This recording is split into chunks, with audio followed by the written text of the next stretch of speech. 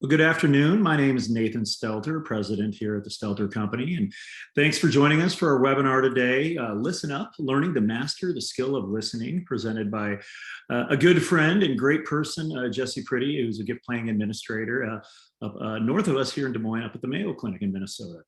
I'll get back to introducing Jessie in just a quick minute, but first I'd like to say a couple words about our webinar series. As many of you know, as an industry leader in plan giving marketing, Stelter is committed to providing innovative solutions and ongoing education to our industry. And we're always happy to host these complimentary webinars as we are today, as well as our whole slate of webinars throughout the year. Today's webinar is actually our seventh webinar of 2021 series. Later this year, you're going to hear from some other presenters like Jen Shang, who will teach us how to love our donors.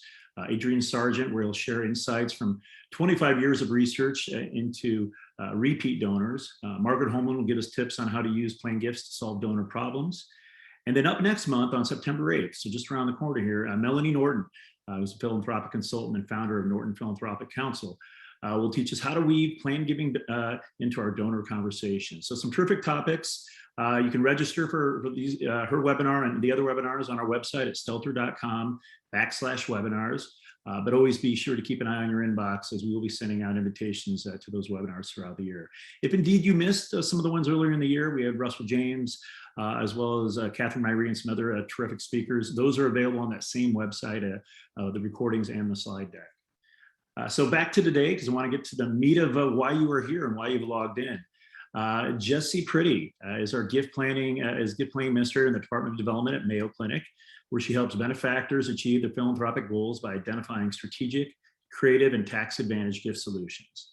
She also serves as a consultant and educator on complex gift arrangements, coordinates plan giving communications, and serves as co-chair of the Mayo Legacy Society. As a senior member of the team, Jessie provides oversight and analytics for the gift planning program to maximize its efficiency and prepare for long-term growth. Jessie joined Mayo Clinic in 2008 and moved into the Office of Gift Planning in October 2013. She earned her BA in Philosophy and Theology from the University of Sioux Falls, South Dakota, and completed her Master's of Philanthropy and Development at St. Mary's University in Winona, Minnesota. It's my esteemed pleasure to introduce you and hand the reins over for the rest of our time together today to my good friend, Jessie Pridie. Jessie, it's all yours. Thank you so much, Nathan. It's really a pleasure to be with you all today. This is so exciting, getting to talk about something that I'm really passionate about, and that's listening. So before we get started, I want to share with you just briefly why this presentation.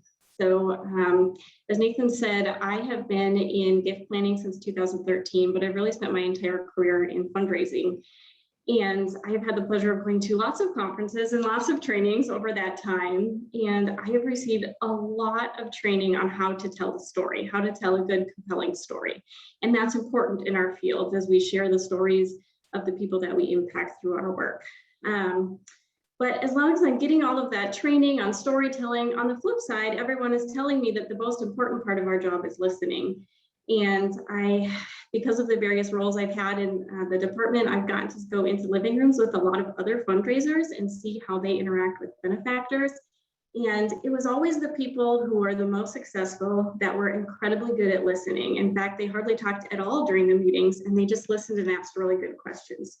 So it started to bother me. Why do we spend so much time teaching people how to talk and tell our stories, but then tell them the most important thing is listening? So I wanted to do a session on listening. I don't know any more than any of the rest of you, but I'm very curious. So I went and I got a stack of books from the library, and I just started listening and reading and trying to find all of the information I could. So this presentation is a compilation of all of that research. Once you start looking for something, you start seeing it everywhere. And so I've seen new resources on listening techniques and tips come up constantly now that I've sort of been in this world for the last couple of years. So it started off before COVID. So the presentation and a lot of the information I found was really about face-to-face communication and listening.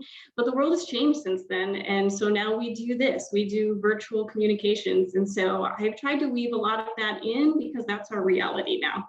So we're going to talk about face-to-face communication, but we're also going to talk about how that relates to Zoom and to virtual conversations. So I'm just going to move our slide here. So you already know this, but when we listen, we're learning something new, and that's why we listen. And you're going to know everything I'm going to tell you today. I'm not going to tell you anything drastically new, but I do want to remind you of things that you maybe haven't thought about in a while. I want you to maybe think of something that you just haven't thought in that way, and hopefully pick up a few tricks that may seem super obvious, but we just don't take time to think about it. So to get started, I actually want to start with my best advice. So what does all the research say? Now I'm kind of breaking the rules in a presentation and giving you the best advice first, but if I want you to sit and listen to me for the next 45 minutes, then I should probably give you some tools to help make it easier.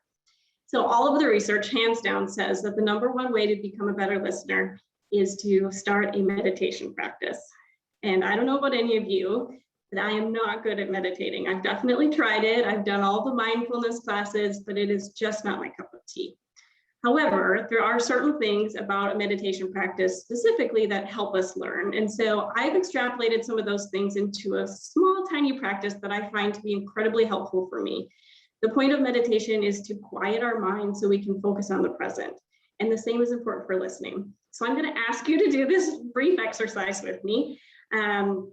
Some people might be really uncomfortable doing that, and that's okay. I'm going to ask you to be curious and push yourself to do something uncomfortable. And some of you are going to think this is nothing. So before every meeting, before any time I go into any situation where I need to listen, this is what I do. And the first thing is I simply take a deep breath. I'm relaxing the tension that I'm holding in my body. There's always something going on. I may have just gotten an email from my boss. My kid may have just spilled a bottle of something all over the floor. There's always some sort of stressor that I personally carry in my shoulders. So taking the time to release that tension so I can focus on what I'm doing now. And then I do it a second time. Shoulders up, release it. And I do it a second time because there's always those stressors that just exist in the periphery that are always there. COVID, Afghanistan, you name it. There's so many things going on in our life right now, and those weigh heavily on us. And whether it's in the front of our brain or in the back of our brain, it's still distracting us from what's going on in the present. So taking a moment to let those things go, and then set your intention. What do you want to get out of this next 45 minutes? What do you want to get out of this conversation with the benefactor? What do you want to get out of this meeting? Reminding yourself of why you're here. Why did you push register and click on the button and decide to join us today? Reminding yourself of your purpose and why you wanted to join this conversation in the first place will help you get the most out of it. So that's it. Release your tension and set your intention, and then we can go ahead and get started. So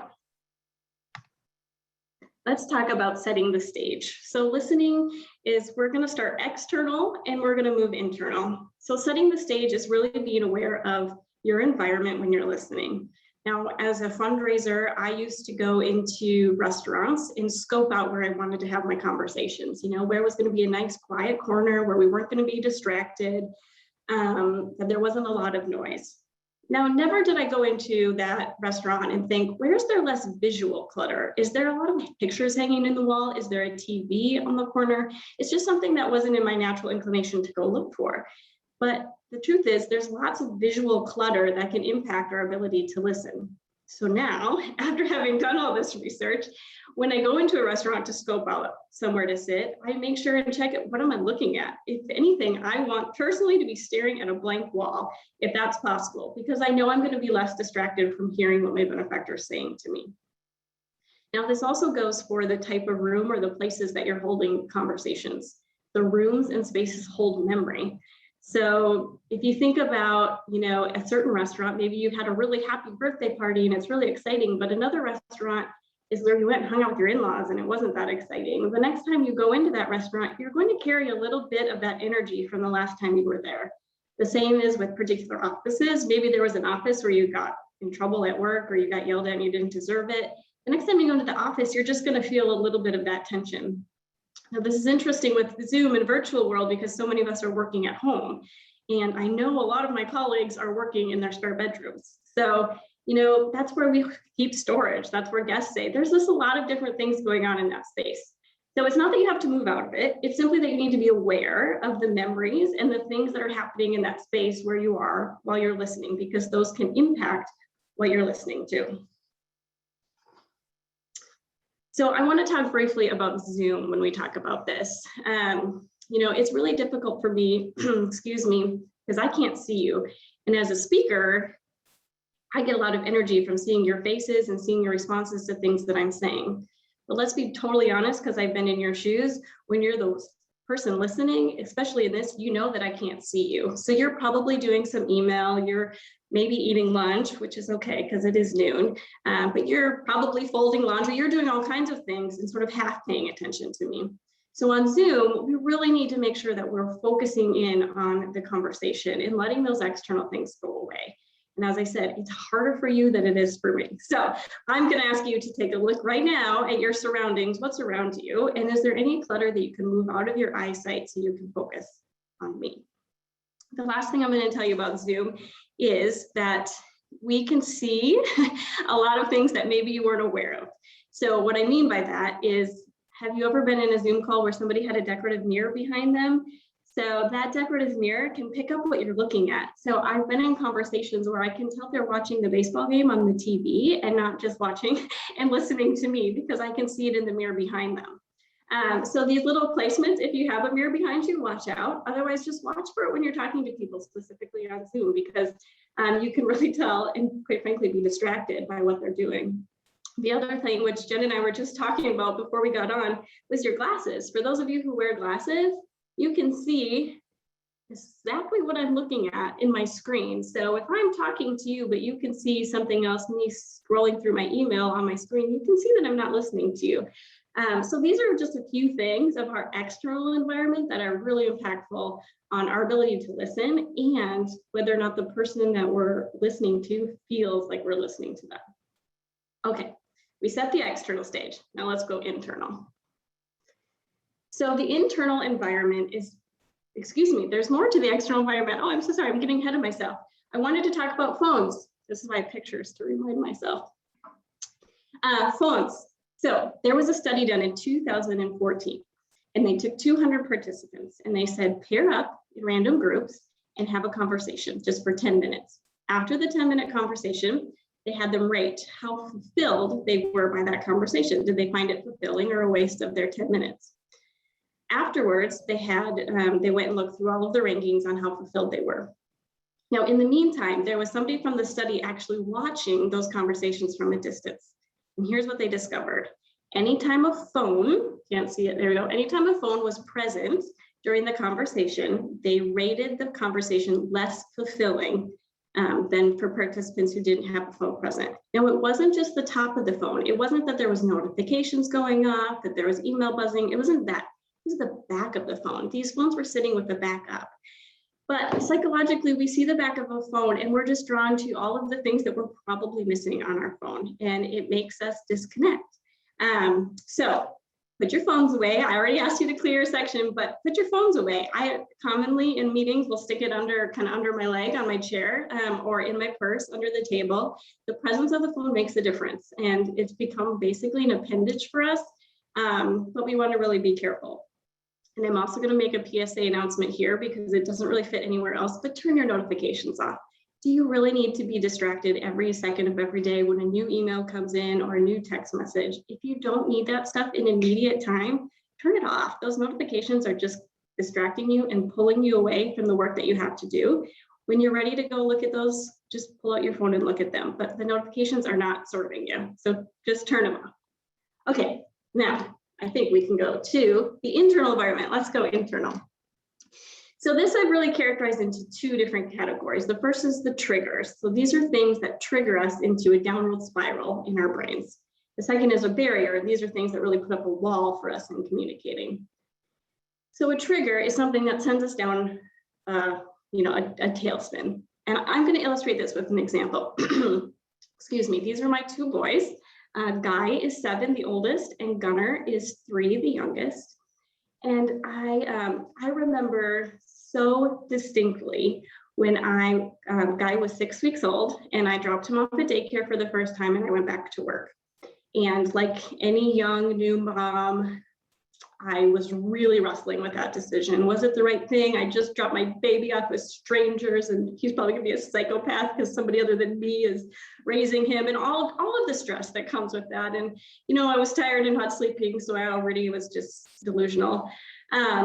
but I was really stressed. And I remember that week coming into the office, and I had a meeting with a benefactor, and he was an elderly gentleman whose wife had just passed away. And we were having a conversation, and I had worked with him for a while. And in the middle of the conversation, he said something like, you know, I've always been so grateful that my wife got to stay home with our kids. You guys. Okay, some of you know exactly what happened. I didn't hear anything else that this man said the rest of the conversation. I have no idea. And it's really unfortunate because he probably told me something really important that would have helped our relationship and could have resulted in a bigger gift. But I was out. In my brain, all I was thinking about was my baby that was crying at daycare and how I was a terrible mom because I left him there. And here this guy's wife stayed home because that's the right thing to, I mean, all of it. I just spiraled out of control. Now this story has unfolded for me probably 100 times since then. It's a common conversation with my benefactors. I don't know why. But I now know. I know that that's a trigger for me. I know that when they say that, I'm going to start thinking that I'm a terrible person and a terrible mom. So now I can stop it because I know that that's a trigger for me. I can stop it and move on and keep listening. So triggers don't have to ruin the conversation. You just have to be aware of them. So barriers are very similar. A barrier is something that when that's said, you put up a wall and basically in your mind think, I no longer respect you enough to have this conversation. You've lost all credibility. I'm not listening to you anymore. So for some people, that might be just a swear word. If somebody you're talking to swears, you kind of rubs you the wrong way and you're not really listening anymore. Racist comments, that's a big one. Ageist comments, I've definitely experienced that a lot in my career. Things that when people say something that we basically just decide to write them off right then and there because of what they said and we don't listen anymore. Now, very similar to a trigger, a barrier, we can get beyond it by simply being aware of it. And by continuing to stay engaged in the conversation, it doesn't necessarily we're saying that their behavior, what they said was okay. We just recognize that there's still important information we need to hear on the other side of that statement. And so we choose to stay engaged in the conversation and not let that barrier block us from continuing to learn and hear what they have to say. All right. So we went external, we went internal. So now you're like, Jessie, yeah, but how do I do it? Like, what do I actually do? So this is one of my favorite quotes about Ernest Hemingway. It is something that I truly aspire to do. I want people to feel complimented by the way I listen to them. And I do think that's possible. So here's how we're going to do it. The first is interrupting. Now you're all saying, Jessie, I know this. You don't interrupt. We teach our kindergartners this. We know we can't interrupt. It's the #1 rule of listening, don't interrupt. Let me tell you, I told you I've been sitting in a lot of living rooms with a lot of fundraisers. We do it all the time. Now, I'm not causing, shifting blame, or I'm not pointing fingers at anyone. Here's the deal. We've spent all this time training people on how to tell stories. We've spent all these hours, coming up with the perfect way to explain our mission. We're passionate about our mission. The reason we're going into almost all the conversations we go into is because we have something to say and we want to make sure we get to say it. So interrupting isn't a horrible thing, but we do need to be aware of it, because if we interrupt, we're not helping anything. Research shows that if you interrupt someone, whatever you're going to tell them by interrupting, they actually don't hear it anyway, because they're basically mad that you cut them off mid-sentence. So whatever we're interrupting to tell them is getting lost because they're not hearing it. So how do we stop interrupting? Well, there's a couple of things. And first, I want to read you a story. So I said that this is something we teach kindergartners, and I have little kids, so I have lots of little kid books. But this is one of my favorites, and it's called My Mouth is a Volcano. And I'm just going to read a couple pages to you because it will definitely be helpful. Let's see. Yeah, this doesn't work so well. My name is Lewis. People say I erupt a lot. I don't think I do. I have a lot to say, and all of my words are very important to me. When other people talk, words just pop into my head. Then they slide down onto my tongue. My tummy starts to rumble, and then it starts to grumble. My words begin to wiggle, and then they do the jiggle. And my tongue pushes all of my important words up against my teeth, and then I erupt. Well, I don't know that we are all quite as conscious of our body as Lewis is. quite frankly, the older we get, the more we forget some of these things, that when we're getting ready to open our mouth and say something, our body is physically doing something before them. So here's my advice. Go to a meeting and don't say anything the entire meeting. If it's a meeting, you can do that. And anytime you want to say something, I want you to look internal. Look at what's happening to your body that's saying, hey, I want to speak up here. So for me, I kind of get naturally nervous whenever I have to speak. So I get a little grumble in my tummy, and sometimes I get a little shaky, even if it's just speaking out in a meeting where I know everyone. Everyone's kind of different, but definitely there is a physical change when you're about to speak. When you transition from listening into speaking mode, there's a physical change that happens right in between those. And if you can learn to see for yourself what that is, you can stop yourself from interrupting, as well as just being reminded that we're not going to interrupt. All right. Oh yeah, this is one of my favorite jokes. Mayo has like a really good medical policy, obviously, but they do not cover this surgery. But I do want to remind you that interrupting isn't always verbal. So there is, we've all done this, probably with our spouses or the people that we live with, where we're already formulating in the back of our mind our response while they're talking. So we are technically interrupting, even if it's not verbally. And that's how we get into our next topic, which is silence, because these go together. So, for example, if I am talking with my husband and he's sharing a story for him about work, and in the back of my mind, I'm thinking about the story I'm going to tell him next. As soon as he stops talking, immediately I start talking. Well, he knows I wasn't listening to him. He knows I was formulating my response and my thought in my brain before I spoke. So silence is what makes the difference here. I'm pointing this way because my slides are over there. Silence is what makes the difference.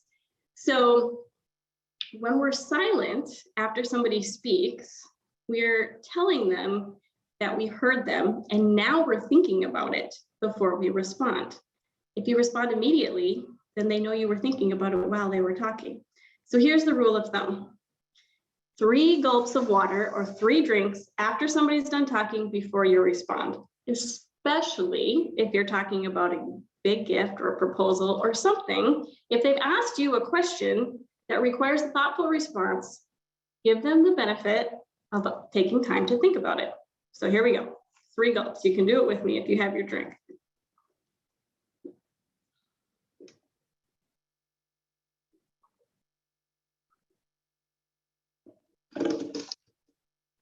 Okay, for some of you, that was extremely uncomfortable. The fact is, we are uncomfortable with silence. Our society is just uncomfortable with it. We like to go, go, go, and people are incredibly uncomfortable with that awkward silence in between conversations. So this is a challenge, and I understand it's a challenge. What can we do? Well, first of all, just get more comfortable with the awkward silence. Every time you have a conversation with someone and it starts to get awkward in that silence, push yourself a little bit further into that awkwardness before you break it with something to say. The longer you push it, the further you'll be able to push it every time, and the more you won't feel awkward doing that. It just takes time. Being comfortable with silence just takes time, but it is a gift. It makes people feel incredibly heard when we give them the gift of that silence. Now, I want you to take everything I just said and throw it out the window, because now we're going to talk about Zoom. And all of the rules for silence are completely opposite on Zoom. So on Zoom or on a virtual call, if somebody says something and they're silent, they think you're not listening. They think you're not paying attention. They think you're doing your email or playing with the cat or whatever. Silence on Zoom cannot be nearly as long as it can and should be in person.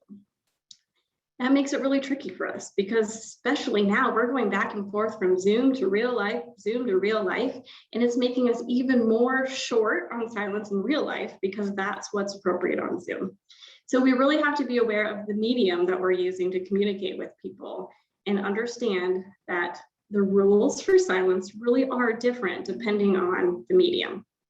So, body language.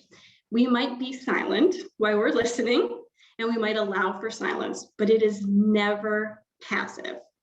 You can tell I'm talking a lot with my hands, and when I listen, I do the same thing, especially when we're on virtual communications, because I could just be sitting here and stone on a log listening, and you have no idea if I'm taking in what you're saying.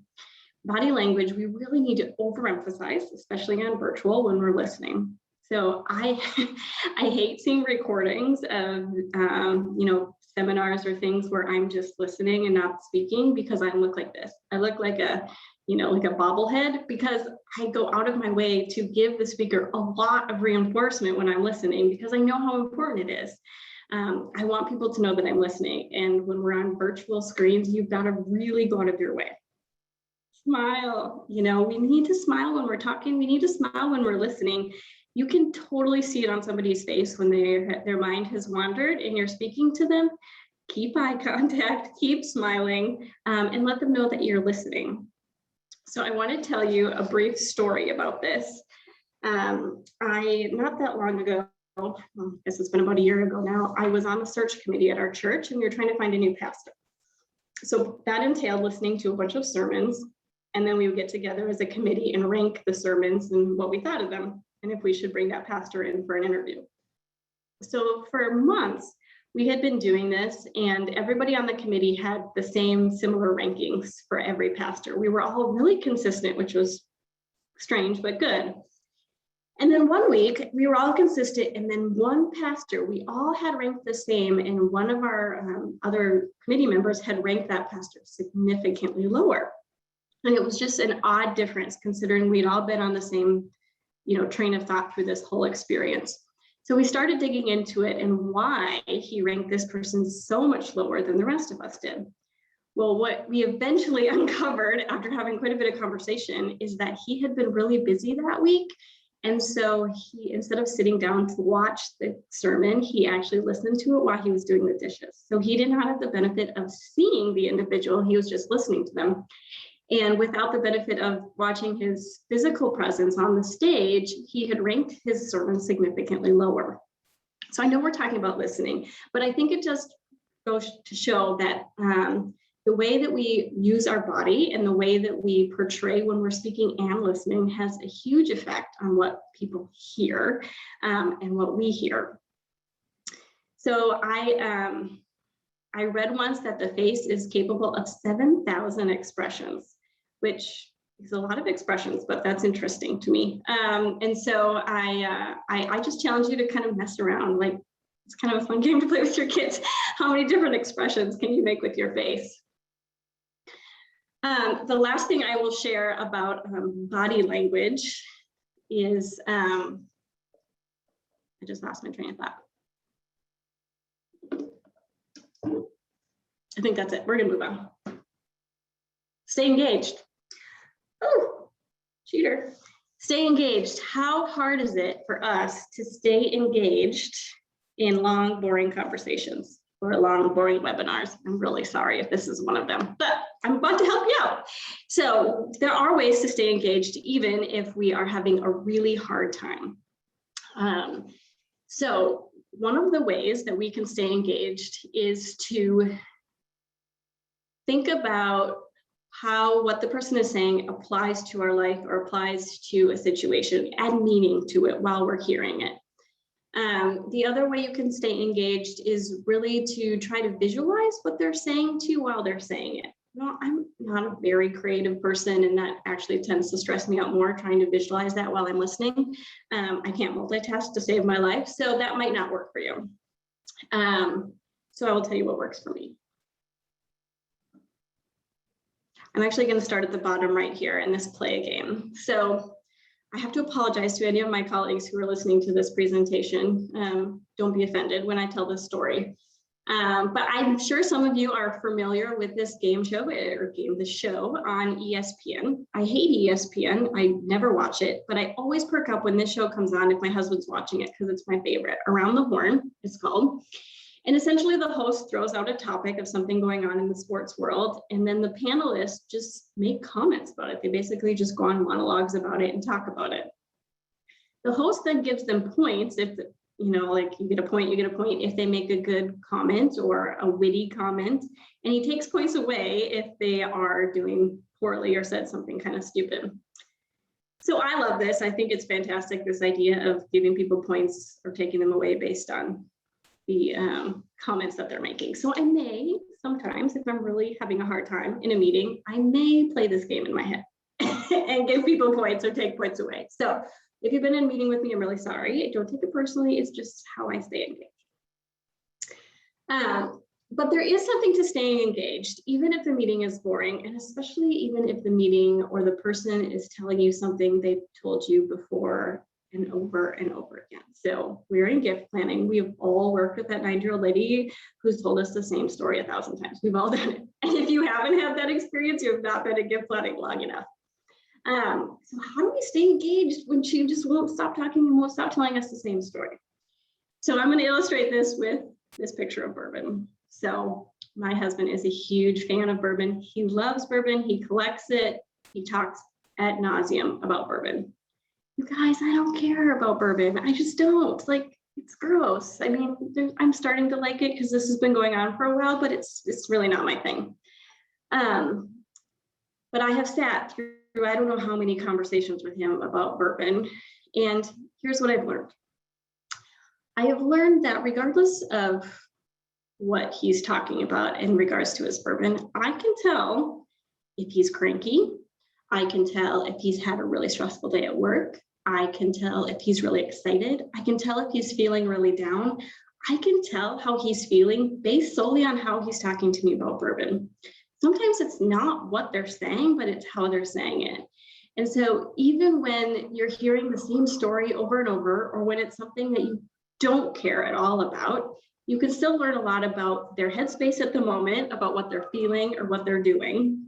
That can really help you to be a more compassionate listener, a better friend, a better colleague.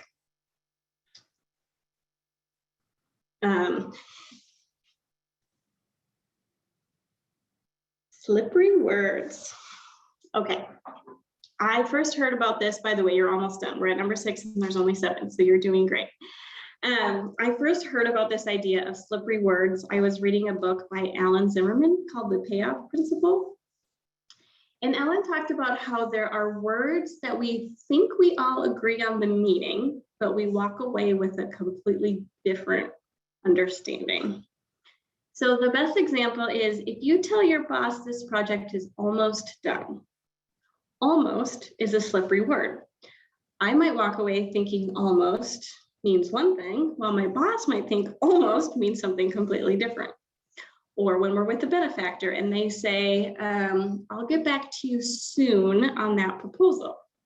I might think soon means one thing, but they might think soon means something entirely different. So being aware of slippery words can really help us make sure that we're driving the correct meaning and that we're all walking away from the conversation with the same understanding. So I want you just to think about what those slippery words are. When you go into a conversation, start to get comfortable clarifying those slippery words. And so that you're walking away from conversations knowing the exact same thing that they know, and you're all on the same page.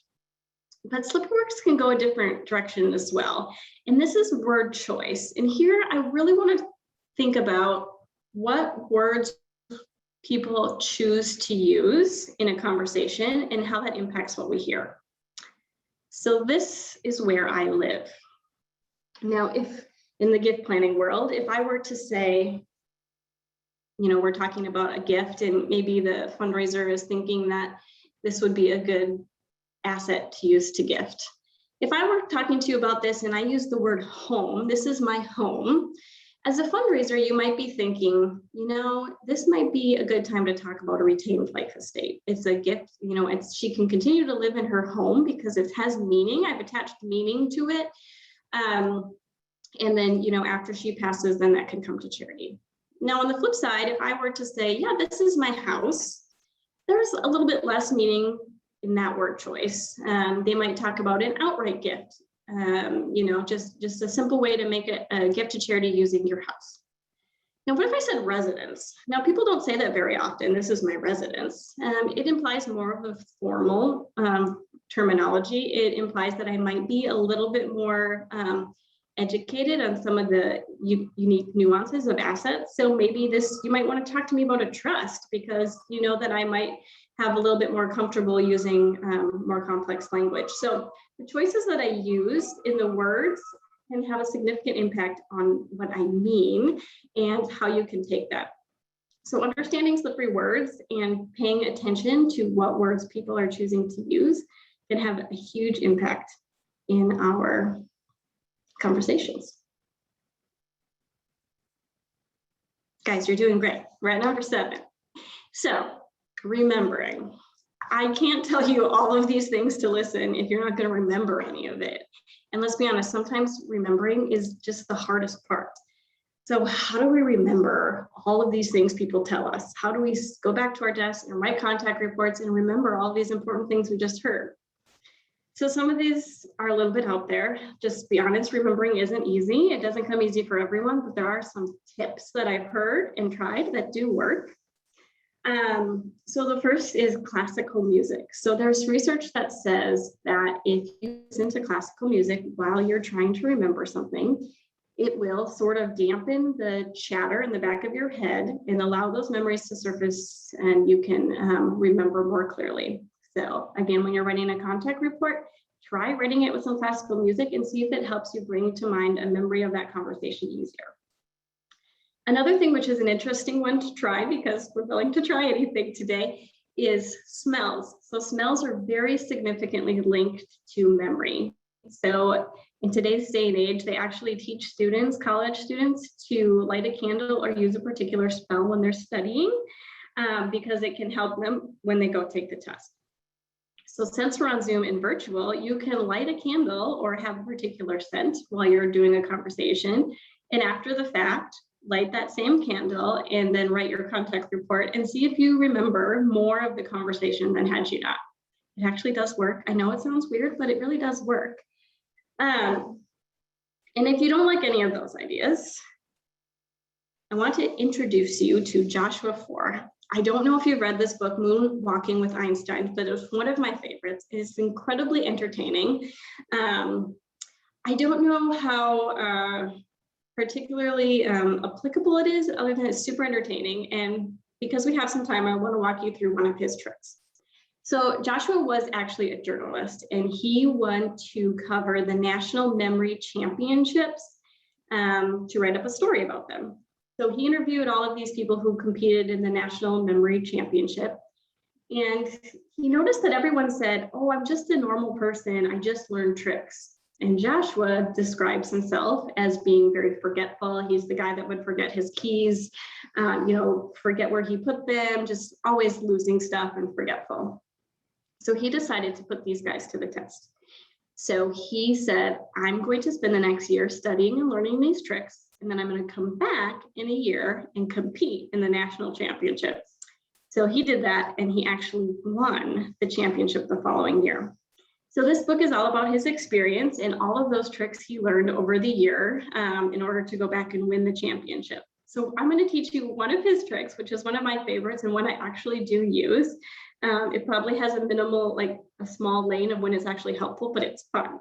So if you're up for it, let's go ahead. I'm going to have you close your eyes, and I want you to visualize the house that you grew up in as a kid. Can you see the house in your mind?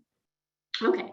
I want you to walk in the front door of that house, and there on the light, on the chandelier or whatever up on the ceiling, I want you to visualize a chicken. And that chicken is throwing eggs. It's just pelting eggs all over the room. There's just sticky eggs everywhere. And that chicken is squawking, it's loud, and there's just eggs flying everywhere. Okay, you got that image? Now I want you to walk, crunch, crunch, squish, squish through the eggs into the next room in your house. So in my childhood house, that would have been the living room. Go into the living room, into that next room, and there is milk, and it is oozing out of the couch. The couch cushions are just sopping wet with milk. It's dripping onto the floor. It smells like sour, nasty milk just everywhere. So you're going to slosh, slosh, walk through that milk, and then you're going to go into the kitchen. In my house, that would be the next room. And I'm going to open the cupboards in the kitchen, and poof, I'm going to get hit with tons of flour. It's sticking to my eyes and my body. I look like a white flour ghost. Wipe the flour off your face, fluff it out of your hair. All right, come out of your house. You can open your eyes and join me now. So now I want you to imagine that you go to the grocery store an hour later, a month later, I don't know, heck, a year later, and you don't remember your grocery list. You walk into the grocery store and you, in your mind's eye, you visualize your childhood house. And you walk into the into the main entry foyer there, and what do you need? Eggs. And then you're gonna walk into the next room, and what do you need in there? Milk. And you're gonna walk into the kitchen, and oh, I can't remember what was that third thing. Let me open up the cupboard and see flour. You guys, this works. It works every time. I promise you, like 3 years from now, if I ask you to go to the grocery list, you're gonna tell me eggs, flour, and milk. There's something about the idea that memory takes up space in space and time. And so by putting memories in particular spaces, it's called a memory palace, that we are better able to remember them. So just a fun technique. I really do love this book. It's super fun if you're looking for a fun light read. But I just want to thank you so much. I hope you got something out of it, and I would love to answer a few questions if there are any. Hi, Jessie. Yes, we do have a couple. We do have some time, so don't be shy. Send in some more questions. We have a couple we can handle. And the first thing is, yes, I do. We were talking about my glasses because my glasses are real, so I can't take them off or I won't be able to see. I'm looking around hoping. I have a big sign in front of me, Jessie, that is the color page, like color that says breathe. So like I loved your beginning talking about breathing because it's truly like the most important thing. So I loved that. Going back to the beginning of your presentation, Ted is asking, when you're setting the stage, would it be better to remove distractions for you, the gift officer, or is it better to remove distractions for the benefactor? Which person are you more concerned about in that situation? Yeah, this is great. So, you know, I'm biased because I feel very strongly that what we hear from our benefactors is more important than what we tell them. And so I'm going to say it's more important for you to not be distracted. I will also say, and I did forget to mention it, but there is a trick when somebody else is distracted and you're the speaker, you can always say their name, and that's going to pull them back into the conversation. So if you know some of those tricks, then if you are making sure that you don't have any visual stimuli in front of them, and then you're keeping an eye of when they might be disengaging, then you can pull them back into the conversation, and saying somebody's name will do it instantly. So yeah, I guess I would do myself instead of the benefactor. Good question. Okay, and then again, talking about making sure that you allow for some silence before you answer. And how that does make us uncomfortable sometimes. It's hard to do that. Jess is asking, recognizing that most people in our society are uncomfortable with silence, doesn't it make sense that it would also make our donor uncomfortable? And what are your thoughts about that? Yeah, so it's a good question. So I think, and I don't want to play the age card, but I do think, in my experience, my older donors are much more comfortable with it than I am. And I will also say that it is less awkward for them because let me say it this way. If you ask somebody a really good question, if you've been on an interview panel or something, you ask somebody a really good question, is the answer they give you better if they say it right away, or if they go, that's a good question, and then they pause and then they answer? And almost always, I feel like I get a better answer the second time around. And so there are certain times, specifically if a benefactor asks a question, a thoughtful question, that they're expecting some silence. So it might be awkward if it's just a give and take conversation, lighthearted. But if they're asking you some serious questions, it's not awkward on their part for you to think about a good answer. I agree. Okay, we do have some more questions coming in, so thank you guys. And yeah. Nathan, anytime you want to jump in, you can jump in, Nathan. We have someone asking, now when we're all wearing masks often, when we're in person, do you have any suggestions for conveying that you're listening through your face when most of it's covered? Sure. Yeah, no, absolutely. So the biggest thing is still smile. So you can see smiles in people's eyes, and you can hear it in their voice. So I remember being a young fundraiser and somebody telling me, put a mirror in your office and stand up when you're on the phone, because you smile at yourself and they can hear it in your voice. And the same goes for with a mask on. You can see it in people's eyes when they're smiling, even if they have a mask on. And like I said before, I use my hands a lot. It's just that can help with masks, but we do lose a lot with masking. That is unfortunate, but we do the best we can. Okay, I'm going to keep just going from top to bottom, Nathan. If you can hit some of the bottom ones and group them, that'd be great, because we're getting a lot now. So we have a couple people that are wondering if you could share.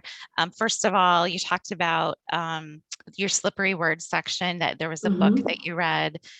Do you know what that book was? Could you share that? And we can also get this out to the attendees afterwards. Yes, absolutely. So I will share the book. The book was called The Payoff Principle by Alan Zimmerman.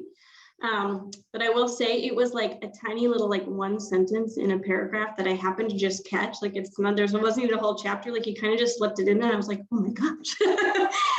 So that's where I first heard about it. There's not a ton in it. It's a really good book. There wasn't a ton on it. So that's where I got the idea. Okay. And then the other question was just to share some of your favorite books from the research that you did. Oh yeah. So I did post, let's see if we go back. I think there was one. So You're Not Listening. That actually came out after I think I read it after I had done most of this, and it's one of my favorites. It just sort of talks about the importance of listening in today's age. So I really like that. That was one of my favorites. And other than that, these three are my favorite that I came across. There is so much now. I've got a stack like this big of books that I want to read because it's becoming a much bigger topic lately. But these are my three favorite. All right, I've got one here, or actually two folks, some questions specifically around when making donor phone calls. Obviously, you have no visual. Claudia and Kristen had questions around there. One, the broad kind of, would you say most of these techniques could also be applicable for phone calls? In particular, Kristen was curious around the 3-gulp silence. Does that still have the same impact over a phone call? Yeah, so phone calls, so that's interesting, right? Because it's sort of like Zoom in that the silence, you need to be more careful with that on the phone. So I would say maybe 1 gulp on the phone so they don't think that you've been disconnected or something.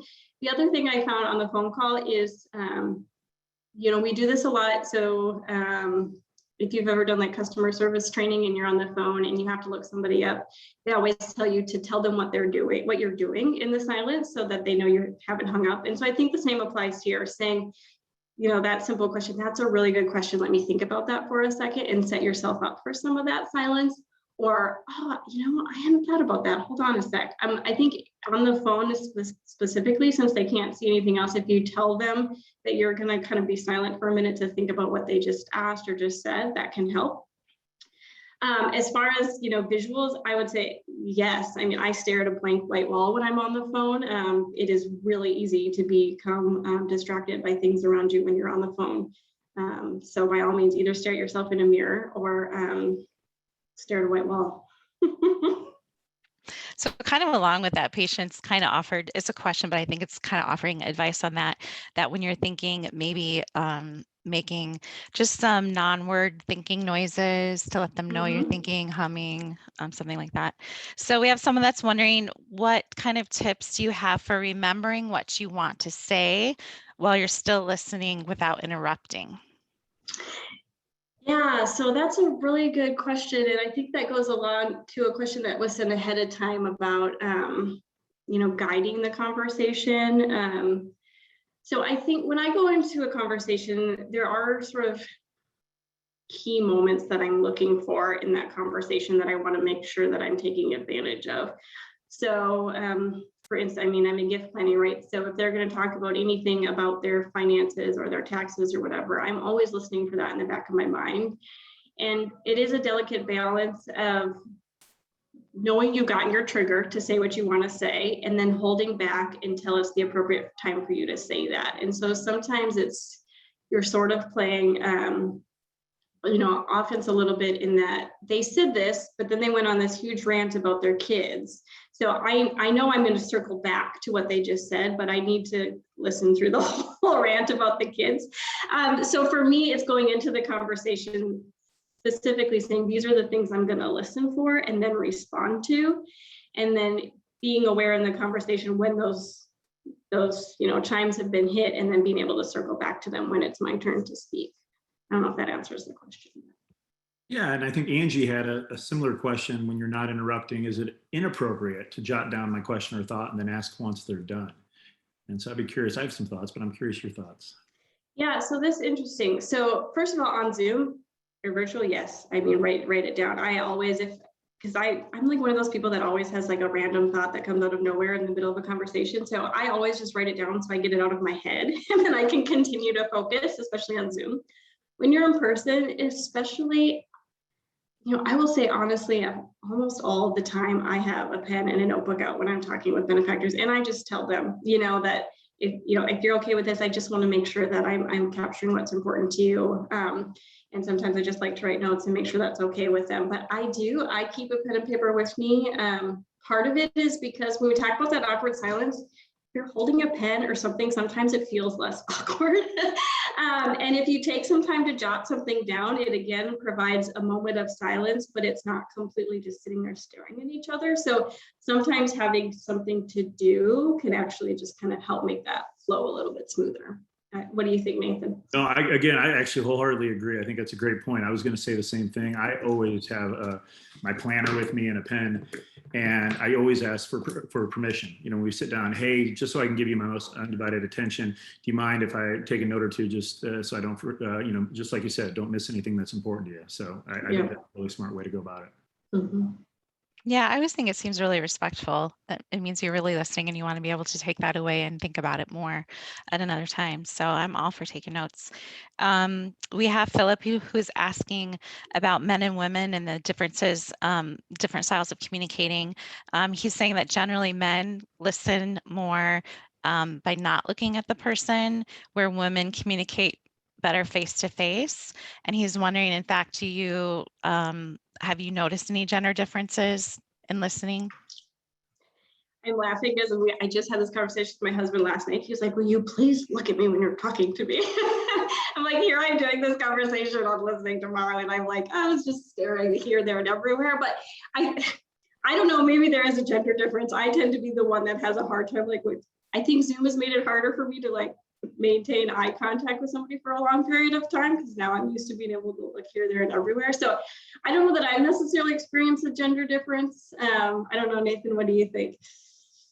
Oh, no, I agree. I mean, I've seen some variations, but I don't know if it's solely on the gender line or if it is more on the personality line.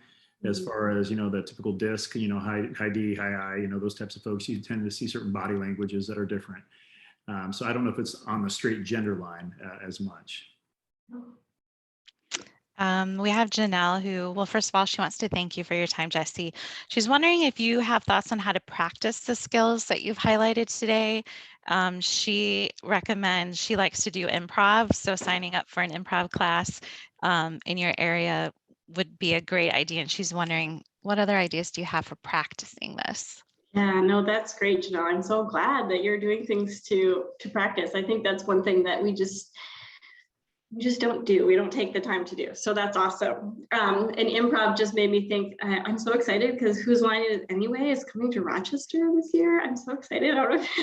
So anyway, totally side subject, but I've never done improv. I think I'd be terrible at it, but that's awesome. So for practice, personally, I practice with my family because they're always my guinea pigs, and I have little kids, so you always have to overemphasize everything with them, so that's part of my practice. I do practice, just in meetings. Like I said, I do when I start a meeting at work, I make everybody pull their shoulders up and put them down, and some people love it, some people hate it, but it's just how I start meetings.